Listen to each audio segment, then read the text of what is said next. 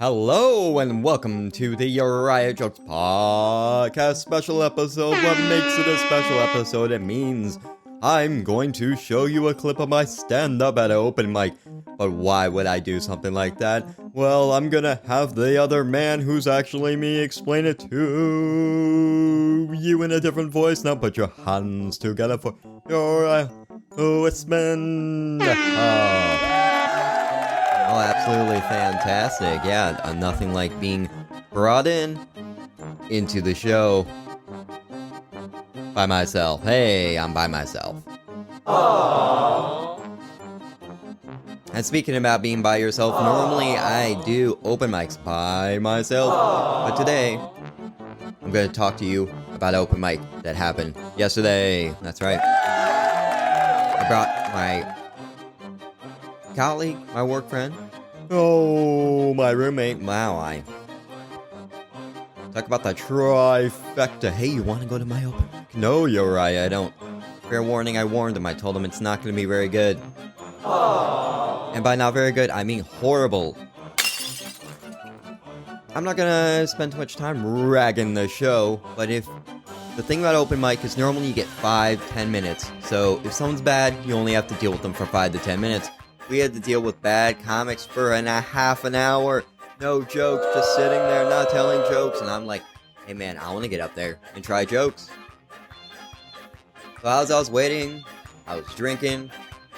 And then slowly being like, dude, this is never going to end. So I'm setting it up for the clip that's going to play now. This is pure Uriah going on stage, mad, angry, ready to tell jokes, and that's exactly what I did. Roll the clip. Yeah, that could have been a lot better, couldn't it? It's a Friday show. That's no excuse for it, is it? Oh, it's the end of the week. Oh, excuse me. Here we go. This is fantastic. Man, here we go. Let's get some jokes in here. I got two parents. One of them knows who I am. The other one's proud of me. I was in the airport and it said, all unattended baggage is subject to search and confiscation. I'm like, geez, my entire life I've been unattended baggage. Lost and unclaimed. Jeez, this is great, man. I love being in Santa Barbara.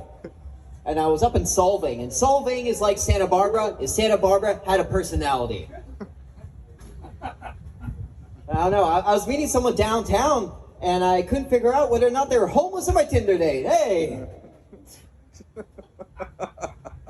I'm no good at dating, though. I'm not good at dating at all, man. I'm so bad at dating. I'm still getting catfished on MySpace. I mean, my last relationship was so bad, even my love seat left me. I don't know. I didn't put any time into the relationship. Guess I'm just a lazy boy. Nothing gets the crowd going like some furniture jokes. I tell you what.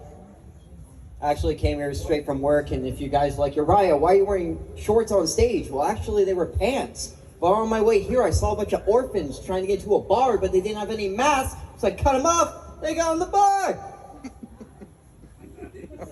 That's a fun joke for you guys. Hey, oh, here we go. Bang, bang, bang the drum, guys. Just jokes. Let's tell some jokes. Holy shit. God damn it. Oh, man, this guy had this ladder company. It was very successful, right? But then he went bankrupt because he had this motto, don't get high on your own supply. He didn't safety test his ladders. Here we go. Jokes, guys. Holy shit. Oh, what, we've been waiting like an hour and a half? Fucking hell. Oh, man, my doctor, he takes a holistic approach to my health. So that means I feel worse, but now I smell like walnuts and suede. Because he's like one of those new age doctors. He's like, okay, you're right, you're going to listen to Beethoven for 45 minutes. Then you can go outside in the rain. Cancer's gone, dude. Oh, is it? Fucking A, man. You guys are great. Everyone's talking about vaccines, right? Are you going to get the vaccine? You're right. It's like, great. Why are you asking the comedian for advice? You know, what I want to do, I wanted to mix the vaccines. Because everyone wants to go out and start dating again. Because they want to be safe. So what I decided to do is mix them. Get the Pfizer and a Johnson & Johnson. That way, I could be the quicker picker-upper. Because Pfizer makes Viagra, Johnson & Johnson makes Bounty paper towels. There we go. How about that, guys? Some setup and a punchline. Holy shit. That's crazy. This is fun. Oh no, what do I want to talk about now? Oh no. I'm kidding, guys. I'm kidding. I got a new therapist, but I think he's an addict. Every time I go there, he's like, one more session? He's a workaholic! And he keeps showing me images. He's like, Uriah, what do you see? I'm like, your Instagram, you piece of shit. What, $200 for this? I'm not used to being on a big stage, so I'm treating this like I'm like Bill Burr or something. Or like Nickelback, oh, I want to be a rock star. I want to play baseball in my bathroom. Is that what your goal is in life, you piece of shit? All right. What?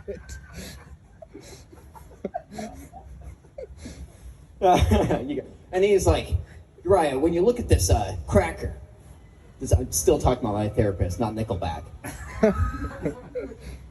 When you see this cracker, Uriah, how do you feel? I feel hungry. What, are you eating your lunch in front of me? It's a power move. But he's like, no, Uriah, when you look at this broken cracker, what do you see? I see myself. I'm a broken cracker!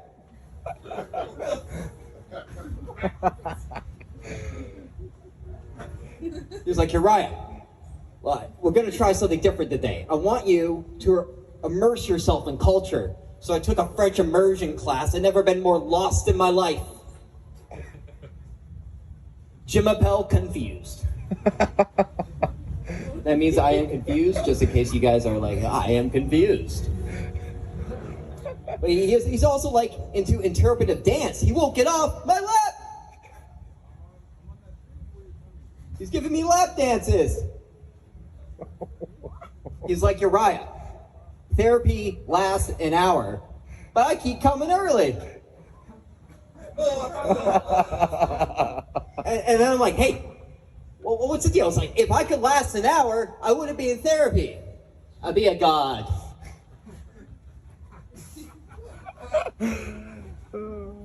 Fantastic. Was that a little bit too harsh? I don't know. I've been doing this for 5 years, and I spent lots of times.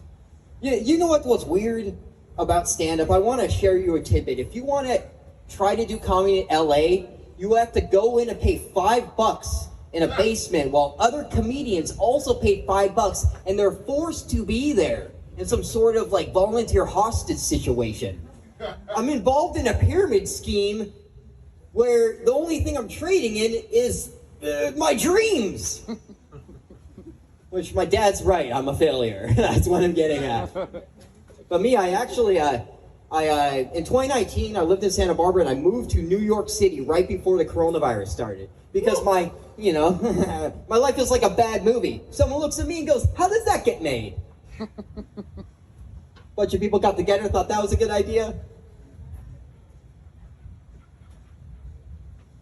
There we go. It requires a little bit of thinking, which is definitely what you want when you need an instant response from the audience. Oh no. But I got a job in New York City, and my boss came up to me and said, "You're right, you gotta use more common sense while you're working. Does that mean you're giving me a raise? Are these common sense gonna come out of my pocket or yours? God damn it. Common sense, guys! I do wordplay. My wordplay is like my foreplay. Hilarious. The crowd's dead.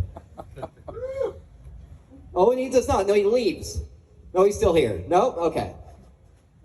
Oh, man. Oh. I want to give you guys good jokes. I don't want to fuck around. I've just been hanging out for 3 hours. Talking to myself. Doing mushrooms. Yeah. My dad, I sent a clip of my comedy to my dad, and all he did was send a different clip of a different comedian and said, check out this guy. I'm like, Dad, that's not a comedian, that's a priest. The priest was getting more laughs than me. I'm a very confused man. I spent my coronavirus in Canada with my dad. He's a conspiracy theorist. You guys familiar with Alex Jones? Well, it doesn't matter. Well, Alex Jones is an example of somebody who hasn't finished having a stroke. We got some laughs. Yeah, we got some whats. That's what you want. I did a lot of mushrooms, and when I was doing them, someone was yelling at me, like for hours and hours. Then I just realized I was listening to an audiobook. Really loud. There we go! That's a real, genuine laugh. And that's all that matters. It doesn't matter if like everyone's laughing at the same time. It just builds my confidence so I can keep this mystique that I am actually going to become somebody one day.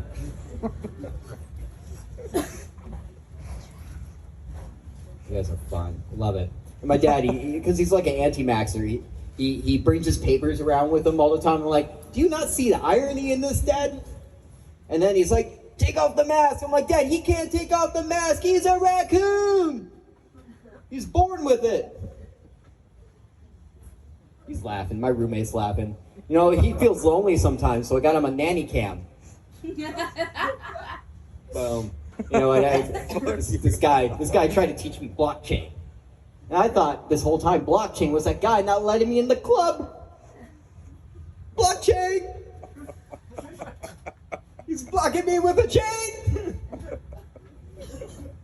Oh man, with all these lights, I'm just pretending there's a massive audience. And this is just fun for me because now I can act like this.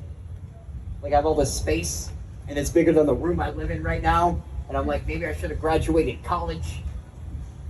Because you never like hear the story, like somebody who doesn't graduate college and then they become homeless. And then I mistake them as my date. And then they reject me. Well, how about that callback came out of nowhere, guys? How about that? So, this audiobook I was listening to was talking about, like, evolution. Sorry to get political on you guys with evolution. It started 5,000 years ago, right? That's almost worse if it started 5,000 years ago. We fucked up in 5,000 years, guys. Fuck. Let's go with the million years. Let's blame it on the dinosaurs. Let's blame it on the T-Rex, little piece of shit with his little arms, sound like a little duck. But this book was explaining that, like, the way our DNA is in evolution is that physical attractiveness plays a big role in the human species. And me, I don't go to the gym a lot, but I do work out my jokes a lot. So theoretically, I have a six-pack when it comes to comedy. But the only thing that matters to me is like the real world. So there's Six-Pack Joe, who has a real six-pack and walks around, you know, oh, I have a six-pack. I don't get blockchained. A piece of shit, right? You know what I'm talking about. And then there's me. I work out my jokes, but then I look like this, right? Second-hand store, right? So if you go in a second-hand store and someone's smoking outside and you get second-hand smoke, is that carbon neutral? Thank you. I just thought about that now. So we need to think about this real world stuff. So the only thing that matters to me is what's funnier. So Six-Pack Joe falling down a flight of stairs, or me falling down a flight of stairs. It's Six-Pack Joe because he's supposed to be a stairmaster. Look at that set up punchline joke, guys. You guys are like, what the hell, man? What? Set up punchline jokes at a comedy show. This is crazy. Everyone's talking about critical race theory, right? Right? Twitter. You gotta check Twitter. You gotta check the thing that wouldn't exist if the internet goes out. We better talk about that. Fucking ridiculous. So everyone's talking about critical race theory. When I was in school, that was about a tortoise and a hare. Now I'm finding out the tortoise is a closet racist. I bet on the wrong tortoise, I'll tell you what. Oh man, no. Yeah, I'm gonna do this joke, even though you guys might not like it. My dad always taught me manners in school. He's always like, Uriah, you gotta always clean up after yourself. Yeah, so I'm pro-choice.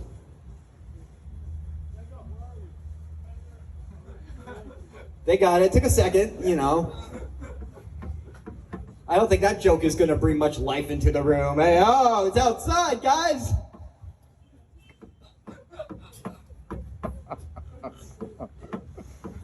Oh, man. Years ago, I'm going to do some old stuff. So years ago when I first started comedy, I was working at a call center, and I was going through a breakup that was so bad, I started to enjoy my job. I started to enjoy my job so much, I started to wear a tie to work, as if that would hide the fact that I'm going to work drunk. You know, there's something off about Uriah, but hot damn, can he tie a tie? So I ended up going on a voluntary mandatory leave of absence because I was in Canada and you can't technically fire anyone there because that's too harsh. We're friendly! We're friendly! The joke about that is I'm yelling friendly and I'm Canadian and that doesn't make any sense. I just want to explain that to you because a man wearing shorts and this horrible t-shirt yelling, I don't want to make you guys feel uncomfortable. It's all about making this a safe space. Oh, I'm getting the light. Fantastic. Fantastic. Half hour of nothing and I get the light in 10 minutes. This is great. Ah!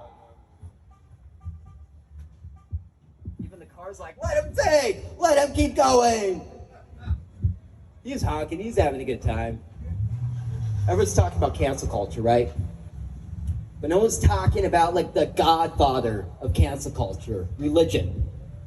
I mean, religion canceled alcohol, prohibition, morality, religion. Lenny Bruce, religion, canceled. Native Americans, canceled by religion. The only thing they can't seem to cancel is a pedophilia.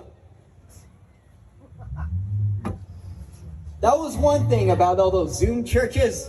All the kids were finally safe. There's some jokes for you guys. Thank you.